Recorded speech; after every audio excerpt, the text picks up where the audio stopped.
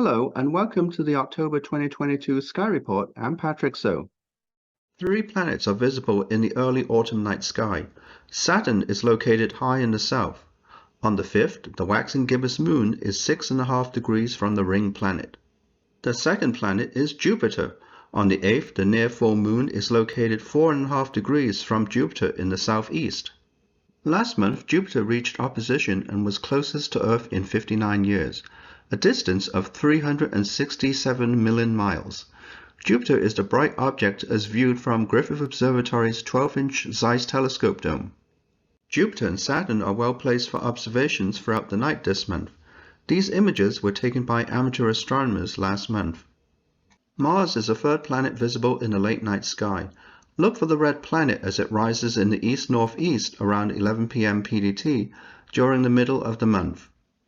On the 14th, the waning gibbous moon and Mars rises about the same time. The moon is 3 degrees from Mars in the constellation Taurus the Bull. Mars continues to draw closer to Earth and has brightened up since last month. At the same time, Mars's angular diameter is increasing, allowing an opportunity for amateur astronomers to image the red planet in greater detail. This diagram shows the orbit of Earth and Mars and the distances between them. Earth is catching up with Mars. As it does so, the distance between the planets decreases. Mars is closest to Earth at the beginning of December, and then it's in opposition on December 7th. For the next few months, Mars will be located in the constellation Taurus the Bull, where it will be highest in the sky above due south as seen from the northern hemisphere. Compared to the summer night sky, the autumn sky, looking south, consists mostly of faint stars and constellations. Saturn is in Capricornus the Sea Goat, and Jupiter is in Pisces the Fishes. These constellations are best seen from locations far from city lights. Above Jupiter, 4 prominent stars form the square of Pegasus. Pegasus is known as the flying horse. Drawing a line down between the 2 stars on the right-hand side of the square, we arrive at a bright and lonely star called Fomalhaut in the constellation Piscis Austrinus, the southern fish. This is the brightest southern star in the autumn sky as seen from the southern United States. There are 2 stars, however, that are even farther south than Fomalhaut. They are a challenge to see, even from suburban areas, and are best observed from a dark sky sight from 9:30 p.m. PDT. These stars are Alpha and Beta Grucis in the constellation Grus the Crane. These stars are visible from latitudes 34 degrees north to the South Pole. In this picture taken last month, Alpha and Beta Grucis are about 6 degrees above the southern horizon, as seen from southern California. Returning to Pegasus, the stars west of the square form the head, neck, and front legs of the upside-down flying horse.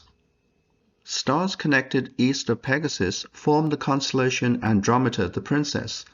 Contained within the circle, labeled M31, is one of the most distant objects you can see in a clear dark sky.